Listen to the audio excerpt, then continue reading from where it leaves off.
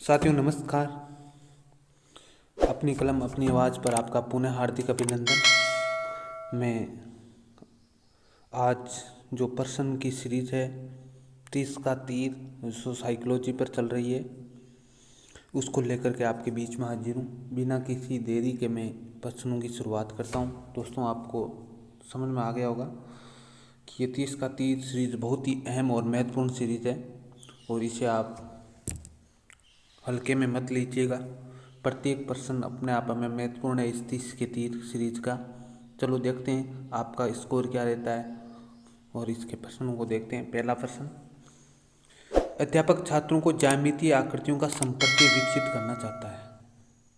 Geometrical shapes के को विकसित करना चाहता है। अध्यापक को कौन सी विशेषता काम में लेनी चाहिए? तो दोस्तों इसके अंतर्गत जो आपका उत्तर होगा, रंग कोई महत्वपूर्ण नहीं होता है, आकार कोई महत्वपूर्ण नहीं होता है, भार कोई महत्वपूर्ण होता है, तो भुजाओं की संख्या है वो क्या होती है? महत्वपूर्ण होती है। तो इसका उत्तर हो गया सी। चलो अगले प्रश्न की ओर चलते हैं दोस्तों। दूसरा प्रश्न, निम्न में से कौन सी संज्ञानात्मक विकास की अवस्था नहीं है? तो देखो प्राक संक्रिया अवस्था या पूर्व संक्रिया अवस्था भी होती है, जीन पियाजे की ठोस संक्रिया अवस्था भी होती है जिसको हम कॉन्क्रीट बोलते हैं, और दोस्तों औपचारिक संक्रिया अवस्था या फॉर्मल भी होती है। तो दोस्तों कौन सी अवस्था नहीं होगी? ये होगी अनौपचारिक संक्रिया अवस्था नहीं होती है। तो दोस्तों चलो हम अगले प्रश्न की ओर चलते हैं। संवेदी पेशी अवस्था संबंधित है। तो दोस्तों संवेदी पेशी अवस्था सेंसरी मोटर स्टेज या सेंसरी मोटर स्टेज किसने दिया था? जीन पियाजे ने दिया था, और जीन पियाजे संज्ञानवादी है तो संज्ञानात्मक विकास से संबंधित होगी। किससे संबंधित होगी दोस्तों? संज्ञानात्मक विकास से संबंधित होगी। चलो हम चलते हैं अगले प्रश्न की ओर। मस्तिष्क का कितना भाग चेतन है?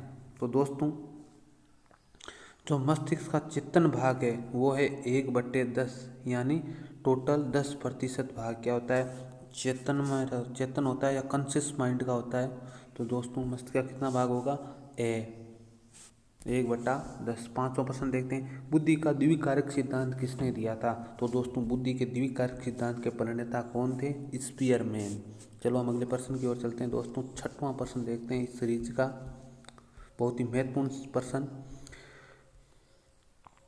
पियाजे ने एक बालक और उसके वातावरण के मध्य चलने वाली परस्पर क्रिया के द्वारा निर्मित समतुल्यन को कहा है।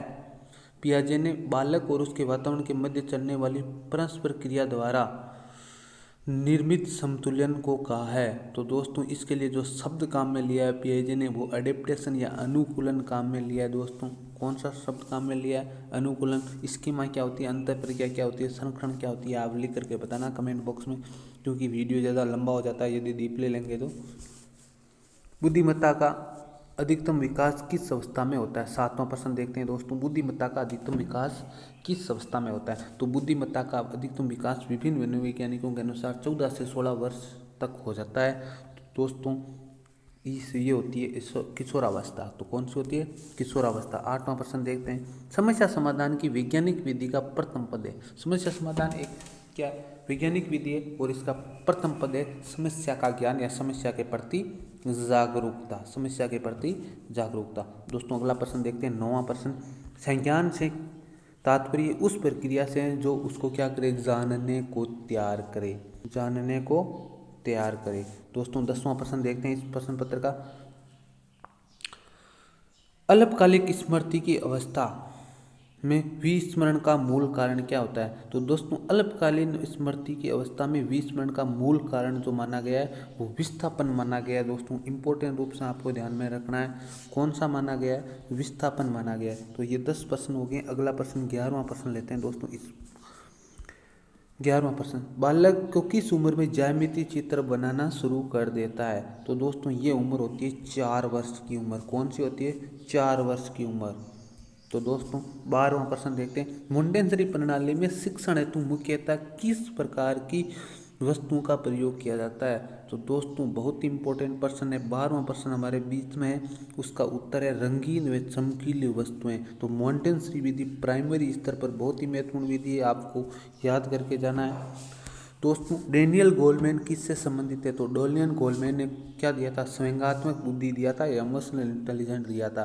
तो दोस्तों 14वां प्रश्न देखते हैं। चलो हम किशोरावस्था में संज्ञानात्मक विकास की विशेषता है। मैंने कहा था कि किशोरावस्था में बुद्धि का क्या हो जाता है, अधिकतम विकास हो जाता है, इसलिए इसका उत्तर होगा सी। तो चलो 15वां प्रश्न देखते हैं दोस्तों। एक बालक जानबूझ करके कुछ तथ्यों को धारण करता है, ये कौन सी स्मृति है? तो जानबूझ करके जो भी काम करके अपने मस्तिष्क में संजोता है उसको बोलते हैं एक्टिव मेमोरी या सक्रिय स्मृति बोलते हैं। तो दोस्तों चलो अब अगले प्रश्न की ओर चलते हैं। 16वां प्रश्न लेते हैं इस प्रश्न सीरीज का।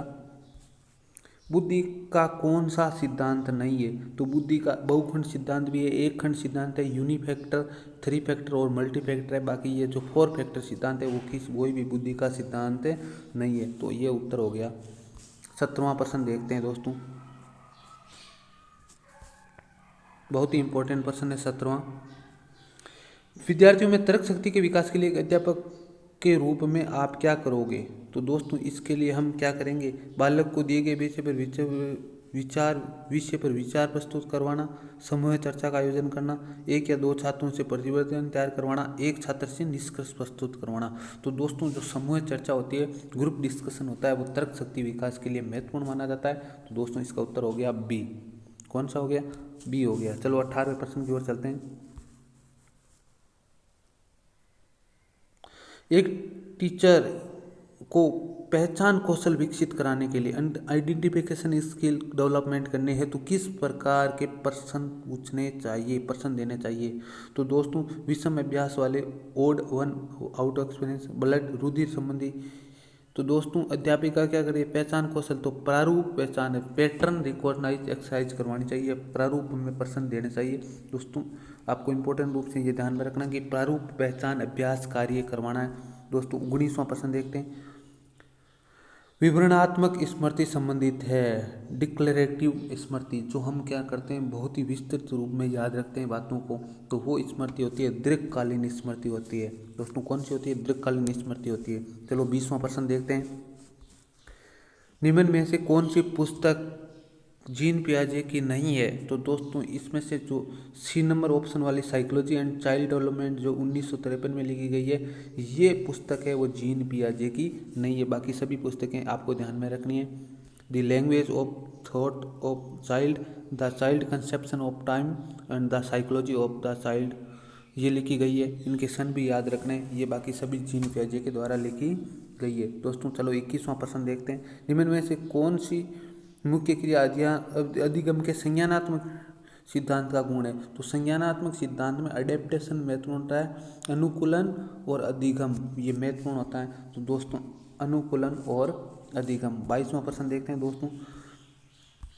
एक बालक टमाटर से बहुत अच्छे से परिचित है, परंतु उसको जब सेव नहीं देखिए और सेव को देखते ही चिल्लाता है कि टमाटर है, तो है जैसा का जैसा क्या कर रहा है, वो बता रहा है तो नहीं ये एक सेव है, तब माँ कहती है नहीं ये सेव है।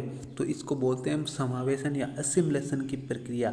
तो दोस्तों इसको बोलते हैं समावेशन या असिमिलेशन की प्रक्रिया। 23वां प्रश्न देखते हैं दोस्तों, बहुत ही इंपॉर्टेंट प्रश्न है। प्राथमिक कक्षाओं में कविता याद कराने में कई बार कविता पाठ करके याद करवाई जाती है, इसको बोलते हैं रटंत स्मृति या मूल स्मृति या रूट स्मृति बोलते हैं। तो दोस्तों आपको इंपॉर्टेंट रूप से ध्यान रखना चाहिएगा, इस प्रश्न का उत्तर क्या होगा? रटंत स्मृति। प्राथमिक कक्षाओं में विद्यार्थियों को कविताएं बार बार क्या किया जाती है, दोहरा करके याद करवाई जाती है। जहाँ पर दोहरा होता है उसको बोलते हैं रटंत या रूट स्मृति। तो दोस्तों आपके आराम से समझ में आ गया होगा ये प्रश्न। चलो हम अगला प्रश्न देखते हैं। निम्न में से कौन सा परीक्षण सृजनशीलता की खोज के लिए उपयोग किया जाता है? तो दोस्तों सृजनात्मकता के जो खोज के लिए जो परीक्षण काम में आते हैं उसको बोलते हैं मनोवैज्ञानिक परीक्षण। क्या बोलते हैं उसको? मनोवैज्ञानिक परीक्षण। तो दोस्तों आपको इंपॉर्टेंट रूप से जाना है, मौलिक परिणाम को व्यक्त करने वाली मानसिक प्रक्रिया क्या कहलाती है? तो मौलिक परिणाम या ओरिजिनल आउटकम्स, या इसको बोलते हैं मौलिकता किसका गुण है? सृजनात्मकता का। तो दोस्तों इसका उत्तर हो गया डी। चलो हम अगले प्रश्न की ओर चलते हैं दोस्तों, 26वें प्रश्न की ओर। किस अवस्था में बच्चा हस्तशिल्प औजारों का प्रयोग खिलौने बनाना, बागवानी आदि की शिक्षा देनी चाहिए? तो इसके लिए जो सबसे उपयुक्त आयु मानी गई है हस्तशिल्प की औजारों की बनाने का प्रयोग की शिक्षा जो है बाल्यावस्था या चाइल्डहुड माना गया है। तो दोस्तों आपको इंपॉर्टेंट रूप से ध्यान में रखना है। 27वां प्रश्न, सृजनात्मकता की पहचान होती है। सृजनात्मकता एक क्या है? नवीन न्यू रिजल्ट है। तो दोस्तों इसका हम बोलते हैं परिणाम, नवीन परिणाम से। सृजनात्मकता का पहचान किससे होती है? नवीन परिणाम से होती है। दोस्तों 28वां प्रश्न, 28वां, निमित्त अधिकांशतः खिलौने तोड़ देता है, एक भाग को अलग अलग कर अवलोकित करता है, फिर वापस जोड़ देता है। और ये गुण क्या कहलाता है? तो दोस्तों ये गुण होता है जब किसी चीज़ को जोड़ तोड़ करके हम नवीन रूप में बनाते हैं तो इसको बोलते हैं सृजनात्मकता। क्या बोलते हैं दोस्तों? सृजनात्मकता। तो दोस्तों आपको इम्पोर्टेंट रूप से समझ में आ गया होगा ये प्रश्न। कोई भी प्रॉब्लम, सृजनात्मकता व्यक्ति में कौन सा गुण नहीं पाया जाता है? तो दोस्तों रटकर के द्वारा सीखने की क्षमता है, वो सृजनात्मकता नहीं होती है, क्योंकि इसमें नवीन परिणाम आशा रखी जाती है। संवेदनशीलता, जिज्ञासा और मौलिकता क्या है? ये सृजनात्मकता के तत्व है। तो दोस्तों आपको इम्पोर्टेंट रूप से कौन से बालक में सृजनात्मकता क्षमता विकसित करने में सहायक नहीं है? निम्न में से कौन सा बालक की सृजनात्मकता क्षमता विकसित करने में सहायक नहीं है? तो दोस्तों इसका उत्तर होगा खेल। क्या होगा? खेल होगा। दोस्तों वीडियो कैसा लगा? जल्दी जल्दी प्रश्न आएंगे आपके बीच में, डिस्क्रिप्टिव में पढ़ा रहा हूँ आपको, आप ये इससे आकलन करते रहिएगा खुद का। तो दोस्तों मैं इसी आशा और इसी विश्वास से विदा लेता हूँ कि आपको ये वीडियो ज़रूर अच्छा लगेगा। ज़्यादा से ज़्यादा शेयर और ज़्यादा से ज़्यादा कमेंट इस वीडियो पर कीजिएगा।